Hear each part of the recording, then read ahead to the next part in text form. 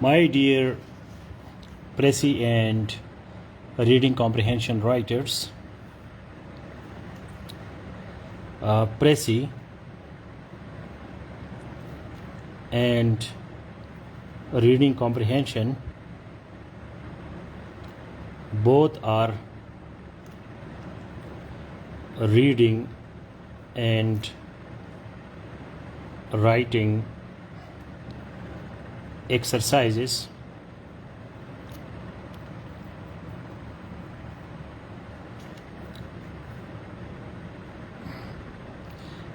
Pressy and RC, both are reading and writing exercises. The difference is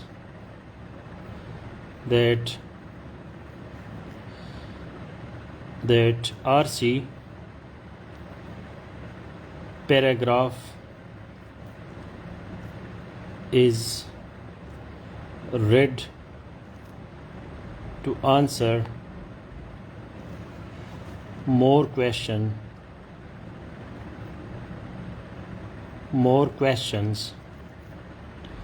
while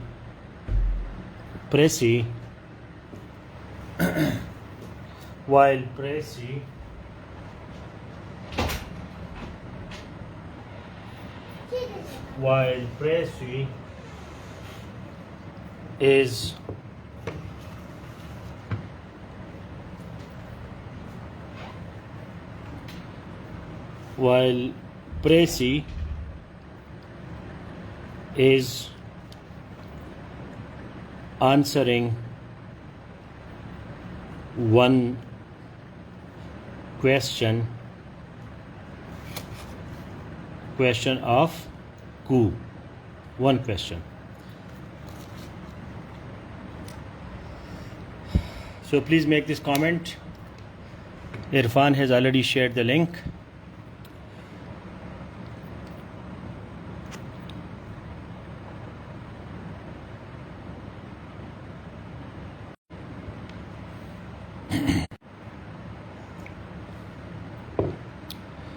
So make this comment.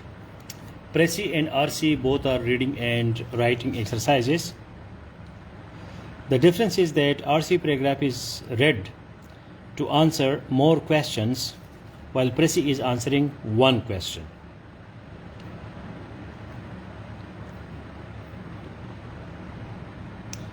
So I hope you can make a comment writing this. Preparation for both is the same. The similar points is that preparation for both is the same. दोनों के लिए एक जैसी तैयारी है.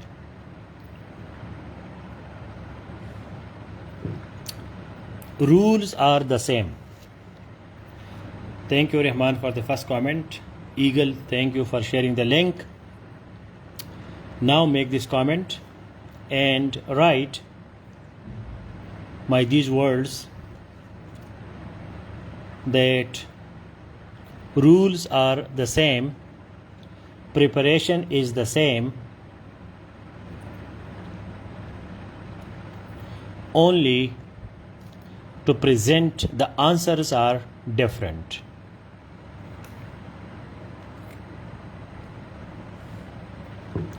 मुझे याद है जब मैं CSS की तैयारी कर रहा था तो प्रेसी और रीडिंग कॉम्प्रहेंशन को मैंने सिर्फ इस किताब से पढ़ा था, exploring the world of English.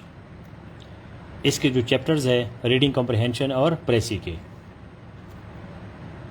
And I did some practice and that's all. So precis and RC both are reading and writing exercises. इन दोनों का मकसद ये है कि आप रीडिंग करें और राइटिंग करें. और इस एक्सरसाइज का मतलब ये है कि आपको रीडिंग और राइटिंग आ जाए. When tomorrow you will be bureaucrats, so your main functions will be reading and writing. Speaking no doubt and listening also, but bureaucracy is basically running an office through files, and you present your summaries to your seniors, and how the Prime Minister works. He is running the whole country. He is the chief executive. He runs only because of presi. Prime minister जो है पूरी country को चलाता है, पूरी country को किस तरह चलाता है? प्रेसी की वजह से, बिकॉज ऑफ प्रेसी। जितने भी कमिश्नर्स हैं, जितने भी DIGs हैं, जितने भी एम्बेसडर्स हैं, तो वो डेली प्राइम मिनिस्टर को प्रेसी बेचते हैं, समरी बेचते हैं कि सर आज ये हुआ पूरी मुल्क में। तो उसको सब पता होता है कि बस किस जगह क्या हो रहा है।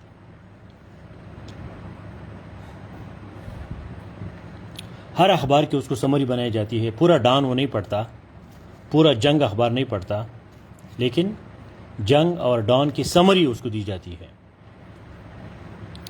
So bureaucracy that is run by precis and reading comprehension. That's why the paper of English precis and composition is highly important. ये इसलिए बहुत इंपॉर्टेंट पेपर, और बहुत से लोग इसमें फेल भी हो जाते हैं, because here the expectations of examiner are enormous. Expectations of examiner are enormous. Huge expectations. ऐसे और प्रेसी कंपोजिशन से एग्जामिनर के बहुत ज़्यादा तवक्कुआत होते हैं, क्योंकि यही फिर सिस्टम को चलाते हैं। बाकी चीज़ें आपको आती है नहीं आती, उर्दू का अदब है, पश्तो है, पंजाबी है, जेंडर स्टडीज़ है, ये है वो है, तो वो ठीक है, इम्पॉर्टेंट है, लेकिन इतना भी इम्पॉर्टेंट नहीं है एक स्टेट को चलाने के लिए। So as examiner has more expectations, that's why here he or she is also checking the paper very toughly. बहुत टफ चेकिंग करता है, क्योंकि एक बंदी को प्रेस ही नहीं आता, उसको रीडिंग कम्प्रहेंशन नहीं आता, तो उसको क्या आता है? आपका सीनियर जो है आपको देता फाइल, ये फाइल पढ़ो, मैं इसमें से आपसे क्वेश्चन करूंगा, तो रीडिंग कॉम्प्रहेंशन है। हाँ जी, इसका समरी बनाओ, खुलासा बनाओ, so that is precis. So please make this comment. जो स्मार्ट बंदा होगा इसको कमेंट करे that preparation is the same, rules are the same, but the style to answer the question is different, because in RC paragraph is read to answer more questions, while Presi is answering one question. Presi में आपका paragraph है, question ये है कि इसको short करो, 1/3 summary करो, और आप उसको शॉर्ट करके प्रेजेंट करते हैं। रीडिंग कॉम्प्रहेंशन में ये कि पहले आप क्वेश्चंस पढ़ते हैं, उन क्वेश्चंस को देखते हैं कि रीडिंग कॉम्प्रहेंशन के पैराग्राफ में उन क्वेश्चन का जवाब किधर है। बाकी रूल्स जो है वो एक जैसे हैं, रूल्स आर द सेम, दोनों के रूल्स एक जैसे हैं। So I have given you a lesson on precis and comprehension. उस पे आप देखेंगे, उसमें एक लिंक है, तो उस लिंक के अंदर जब आप जाओगे तो उधर भी उन्होंने प्रेसी और रीडिंग कॉम्प्रहेंशन को इकट्ठा प्रेजेंट किया है। रूल्स आर द सेम, दोनों को एक जैसे रूल्स है।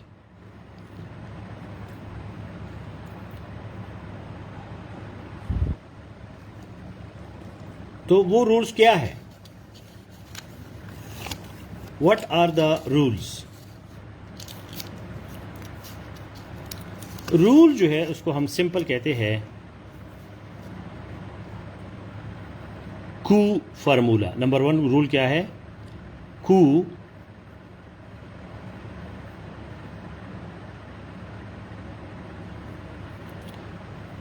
Formula.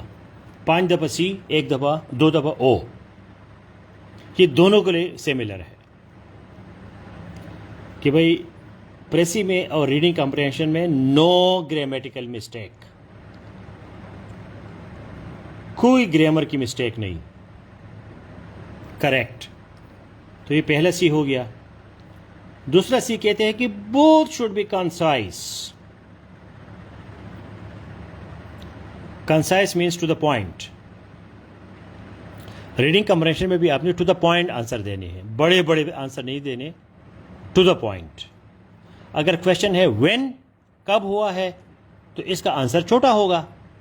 When did the resolution of Pakistan pass, Pakistan का रेजोल्यूशन कब पास हुआ, 23 March 1940 is the answer. Finish. Why the resolution was passed, resolution कैसे पास हुआ, why the resolution was passed, how the resolution was passed. Resolution जो है क्यों पास हुआ, कैसे पास हुआ, तो इसका जवाब थोड़ा सा लंबा देना पड़ेगा। तो इसको कंसाइज कहते हैं। Concise means to the point, relevant, short. उसके बाद जो सी है that is coherent. Coherent means flow, कि आपकी राइटिंग में फ्लो होनी चाहिए, रवानी होनी चाहिए, जंप्स नहीं। और दूसरी सी का मतलब है कंप्लीट। प्रेसी का मतलब ये नहीं कि आप उसको सिर्फ शॉर्ट करें, आपने इसको शॉर्ट करना है, लेकिन कंप्लीट मैसेज आपने देना है। Here the word complete means complete message. जो आखिरी सी है that C means correct, concise, coherent. 1 2 3 4, आखिरी क्या है,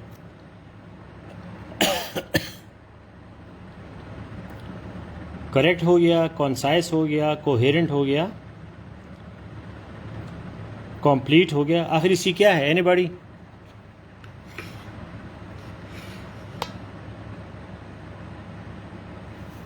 मैं भी भूल गया। तो ओ जो है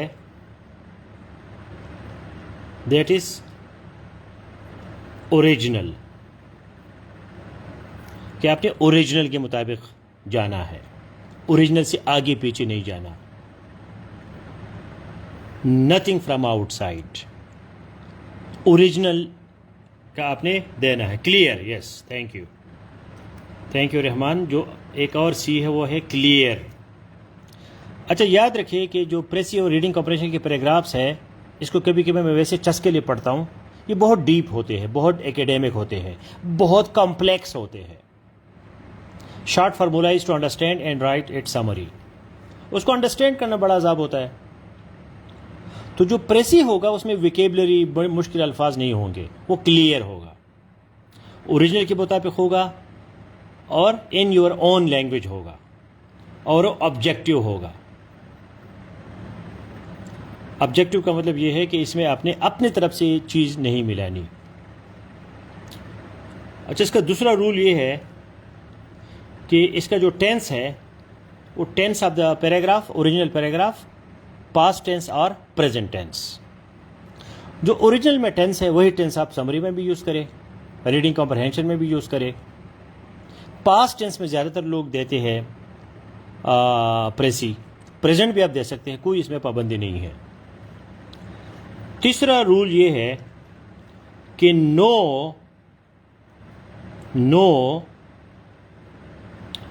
डायरेक्ट स्पीच, इसमें आप डायरेक्ट स्पीच नहीं लगा सकते।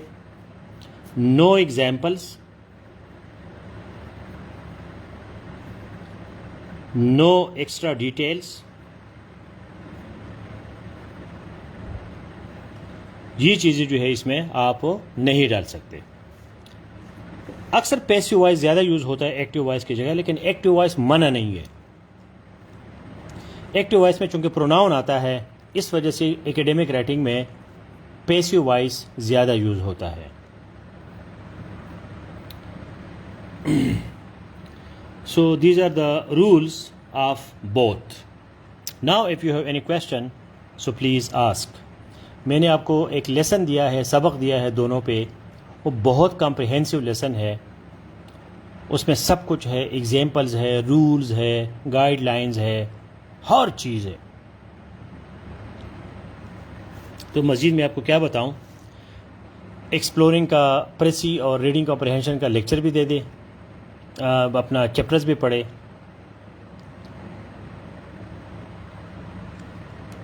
और प्रैक्टिस करें। मैं आपको एवेल्युएट ज़रूर कराऊंगा। मैं थोड़ा सा बिज़ी हूँ इन दिनों, एक हफ़्ता मैं बहुत बिज़ी होऊंगा, लेकिन मैं आपको जवाब ज़रूर दूंगा। लेकिन आपका जो करना और प्रैक्टिस करना वो मेरी एवेल्युएशन से ज़्यादा ज़रूरी है।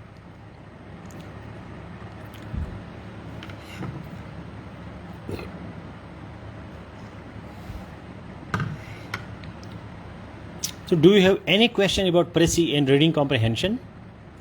आपका कोई theoretical question है? अगर नहीं है तो बस सिर्फ आपका एक काम रह गया, Prezi रीडिंग comprehension का लेसन पढ़े, एक्सप्लोरिंग पढ़े, रिन एंड मार्टिन पढ़े और प्रैक्टिस करते जाए, बस।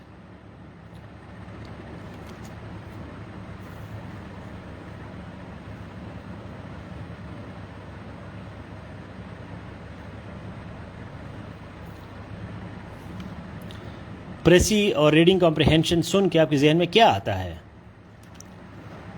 कोई क्वेश्चन आता है, कोई कमेंट आता है, कोई नॉलेज आप शेयर करना चाहते हैं,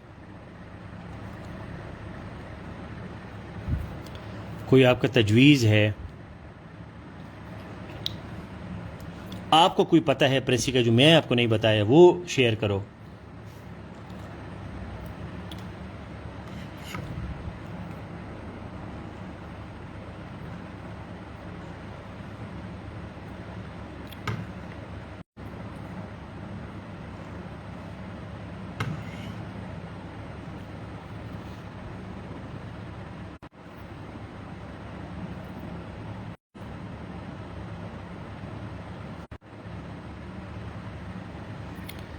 Okay, there was some internet problem, so I now saw one question. Sir, how to make title of any Prezi? Which steps should be taken? Good question. Now please make a comment. Title is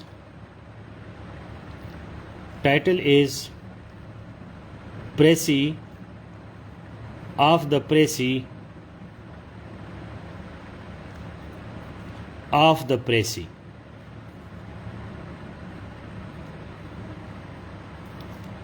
ठीक है, जो title है वो प्रेसी का प्रेसी है। क्या मतलब है?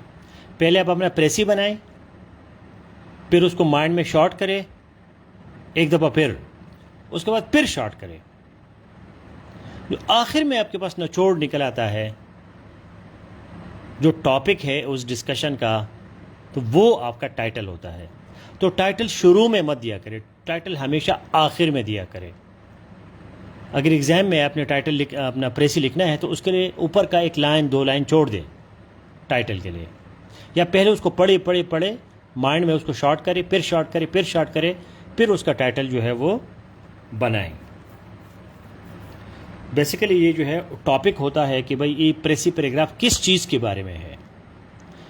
अच्छा, another rule is,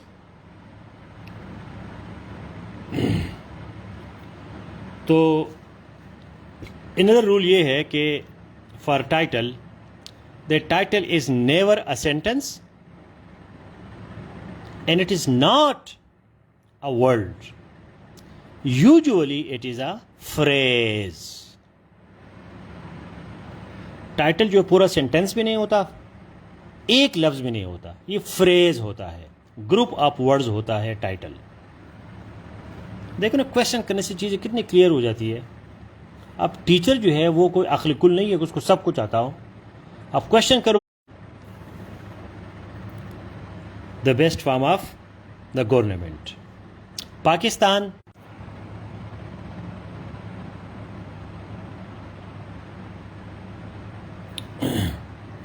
Pakistan colon my favourite country, Pakistan.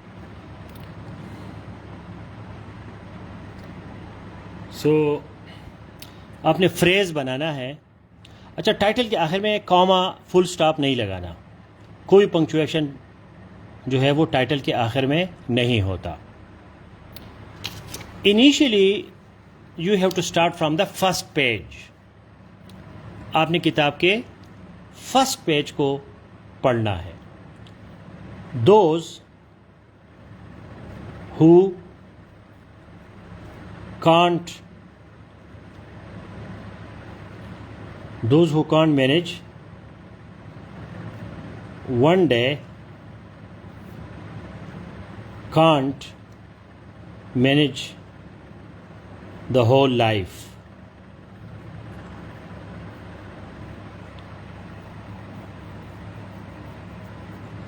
Two, three, four words, पूरा सेंटेंस भी नहीं, एक लफ्ज़ भी नहीं, 3-4 अल्फाज. So, those who can't manage one day can't manage the whole life. Similarly, those who can't manage one page can't manage the whole book. जो बंदा एक दिन सही नहीं गुजार सकता, एक दिन के टाइम टेबल पे अमल नहीं कर सकता, वो पूरी ज़िंदगी क्या करेगा? अगर आपने अपने एक दिन कंट्रोल किया, आपकी ज़िंदगी कंट्रोल हो गई.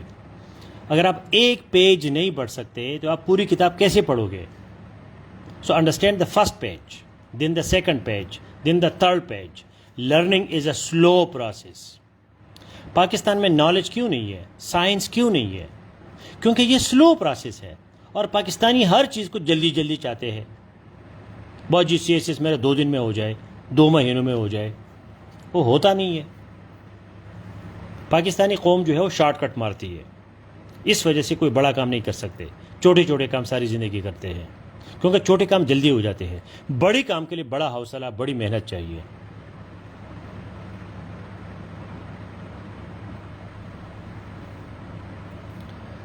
So all the best guys, see you in the next class. Later on, if while reading the book or listening to my lecture again, you have any questions, so you can ask question anytime, 24 hours, 7 days of the week.